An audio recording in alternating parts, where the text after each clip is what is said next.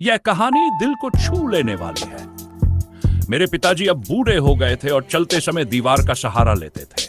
धीरे धीरे दीवारों पर उनके हाथों के निशान दिखने लगे, ऐसे निशान जो चुपचाप उनकी निर्भरता और कमजोरी की कहानी कहते थे। मेरी पत्नी को यह बिल्कुल पसंद नहीं था।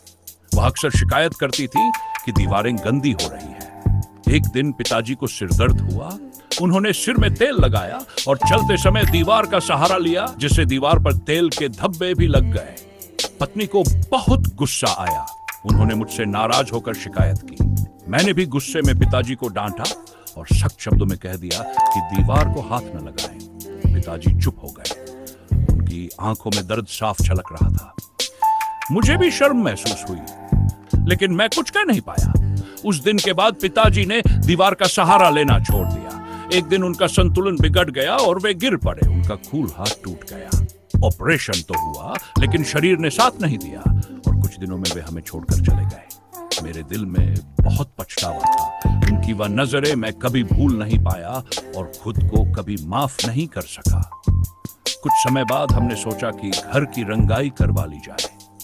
जब पेंटर आए तो मेरा बेटा, जो अपने दादाजी से बहुत प्यार करता था, नहीं चाहता था कि उन दीवारों को रंगा जाए जहां दादाजी के निशान थे। पेंटर बहुत समझदार और रचनात्मक थे।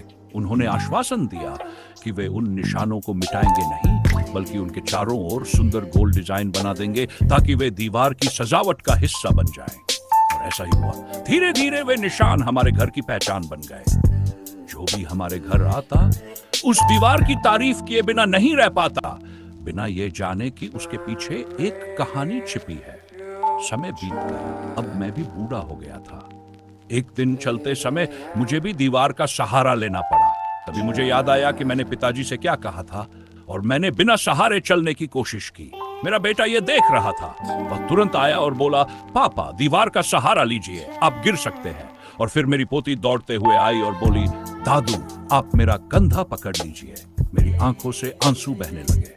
काश मैंने भी अपने पिताजी के लिए ऐसा ही किया होता। शायद वे कुछ दिन और हमारे साथ रह सकते। उन्होंने मुझे सोफे पर बैठाया। फिर मेरी पोती अपनी ड्राइंग बुक लेकर आई। उसने दिखाया। उसकी टीचर ने उसकी पेंटिंग की बहुत तारीफ की थी। तस्वीर उसी दीवार की थी जिस पर दादाजी के हाथों के निशान थे। हम चाहते हैं कि हर बच्चा अपने बड़ों से इसी तरह प्यार करे।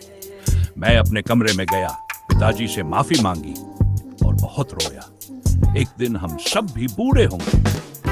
अगर आपके घर में अभी बुजुर्ग है तो उनका ध्यान रखें, उन्हें प्यार और सम्मान दें। बच्चों को यह सब अपने व्यवहार से सिखाएं।